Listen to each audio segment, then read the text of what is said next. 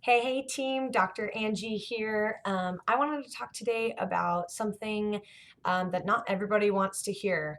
It's called some tough love. This happens a lot in my practice. I have lots of people who come to me oftentimes because they feel like I'm their last hope. Maybe they've gone through the conventional system, and they feel like there's nothing left for them. There's nothing that works. They've tried and tried and tried and tried. And sometimes I feel like, a little tough love is needed in order for results to take place. So, yeah, sometimes, the conventional system can swoop people in. Maybe it's just medication after medication after medication. And maybe that's not exactly the way to go, such as in diabetes. We can change our diet and solve diabetes. Or we can do a bunch of medications and see what works and what doesn't. So yeah, sometimes we need to try some other things, and diet should come first, or lifestyle changes instead of medications. But sometimes it's our own personal responsibility that we are not actually taking responsibility for. And then we want to blame the system. We want to blame the doctor. We want to blame the health coach. We want to blame our trainer. We want to blame the nutritionist or whoever it is. When really what we should be doing is taking a step back and looking at ourselves. Maybe our own behavior is what's causing the problem, the lack of results. And this is really unflattering, right? It's not flattering to look at ourselves and say, damn, like I shouldn't have been eating cake every day. Or, you know what? Yeah, I didn't go to the gym. That's why I'm not seeing results. Or, you know what? I have not made my sleep a priority. And that's why I'm tired all the time. It's not flattering for us to look at ourselves and say, dang, like I'm the one that may be causing the problems in my life. I'm the one that's causing the trouble, right? It's much, much, much easier to be like, I have this problem, present it to whoever you're talking to, whether it's a coach, it's a doctor, a friend, a family member, right? It's easy for us to be like, this is the problem, and I'm frustrated because I'm not seeing results, and I've tried this, and I've tried this, and I've tried this, right? And then everybody's like, oh my God, yeah, like you just don't ever see results, right? That is awful. And we can have sympathy for people, right?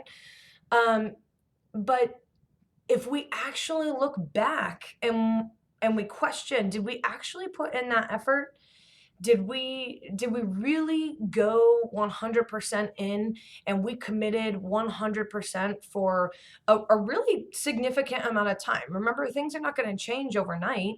Things aren't going to change in 2 weeks. Things aren't going to change maybe even in 1 month. Sometimes things take a long time, such as hormone rebalance, right?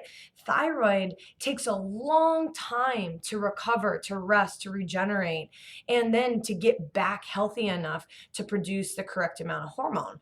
So if you're changing something and you only do it for a couple of weeks, and then you say, oh, throwing in the towel, nothing's working, that's really unfair because you didn't give it the proper amount of time. Same thing with weight loss. Man, you can starve yourself for a couple weeks and you can really see results. And then as soon as you change that, you start eating again because you don't really like starving yourself, or you don't really just like eating salads all day. As soon as you start getting back into eating a bunch of food, then you're like, oh, like that didn't work for me. Like that's not really fair. We gotta actually look at our own behavior, at what's happening. And I see this a lot. I've done it myself, my personal self. I've blamed somebody else. Maybe I blamed my trainer. Maybe I blamed my husband for not, doing something right, when really it was my own fault. It was my own behavior that I didn't change, and that's why I didn't see results. And it's only when we can sit in that space and really accept that maybe it's our own behavior that needs to be changed that we can actually see change. Most of you guys know that I do a lot of weight loss. I do a lot of diabetes management, and I do a lot of hormone management.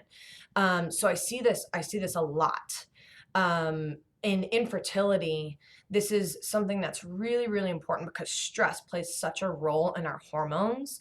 Um, and I think it really is hard to sit and do meditation or to do yoga or to slow your life down so that you're not so stressed. Of course, we can give you Clomid and a whole bunch of other drugs to help you get pregnant, but really doing the work is what's going to lead to you getting pregnant and having a healthy pregnancy. And so sometimes I see this with my infertility patients where, um, we're working on stuff, and it's still not happening. But again, this is infertility is one of those things that it takes months, right? We have to go through cycles after cycles. And if it's not working the first month, you can't just throw in the towel, right? We're not done yet. Same thing with my weight loss patients. This is, I call it the honeymoon phase in my weight loss patients. It's like the first couple weeks, sometimes the first month. They love it. They're having a great time. They're seeing results. And then, it's hard to make changes. It's hard to say no to cake at parties. It is hard to work out every day, even when you're tired. It's hard to get good sleep. It's hard to manage your hormones. It's difficult to drink water instead of soda, right? But once you get through that honeymoon phase, that's where the work starts. You have to hang in there. You have to commit to your health. And so then what happens is I have to have a little bit of tough love sesh.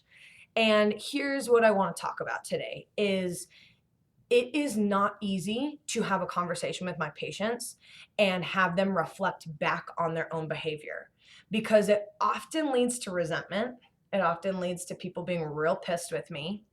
It often leads to patients feeling uncomfortable because they're in that defense mode of this isn't working, blah, blah, blah. But if we really dig deep, is it not working or are we not putting in the correct effort? And I think once we get there, that's when the real results happen. Is when my patients actually see, dang, you know what? I was doing well and then I kind of let it slip, and that's why we're not seeing results. Because once you admit it, we can get back on track. It's when you don't want to admit it and you're unwilling to see where maybe your behavior is not working so well that we cannot get there, right? Right here. You can have results or excuses, not both. If you're going to make that excuse every single day, or you're going to come in and we're going to have a conversation, and then you're like, oh yeah, like I don't know what's happening. That's an excuse. And that's why you're not getting results. So you can't have both of them. You got to either want it and work for it, or you can sit and grovel in your own, sadness and excuse pity pot. And then, we can't move forward from there. And then the last thing I want to say on this is that if you're working with somebody, a trainer, a nutritionist, a doctor, a friend, a family member, and they're not challenging you, they're not challenging why you're struggling or why you're not seeing results, that's not a good match. Because what they're doing is that they're enabling you to continue with your behavior, and that's why you're not seeing results. Hence why you have to continue and continue and continue on something. I see this all the time with MLMs, such as like Herbalife and Isagenix, a whole host. It's not just them, but they give you results for a short period of time because you're essentially starving yourself. I mean, shakes and one meal, that's not a lot of calories. So of course you're going to lose weight, but it's not sustainable because when you come off of it, you gain weight back, right? So then they're like, oh, well, it was working when you were doing this. And that allows you to stay with the same product after product, but you didn't learn anything. So they enable you to continue on that path instead of taking a step back and be like, you know what? I didn't actually do the work. I didn't learn how to meal prep. I didn't exercise. I didn't do XYZ. And so I would say if whoever you're working with is not challenging you, you're wasting your time, your money, your effort, because that's a red flag. I tell my patients all the time, I don't really want to see you because that means I'm not doing my job. If I see you all the time month after month, year after year, I'm not doing my job. And I actually think that that's negligence. What I want to do is I want to see my patients, I want to help them implement behavioral change, help them learn. I want to educate them on their body, how things work. And then I want them to go and live their lives. Call me when you need me, call me when maybe you get sick and you need an acute visit. Or maybe it's just your annual. Or we need to do some labs. No big deal. But I don't want to see you all the time because that means that I'm not doing my job. So I think if you're seeing somebody all the time and things are just not working, you might need to check that out. So I hope this helps. Sorry, it's a little tough love sesh today. Have a great day.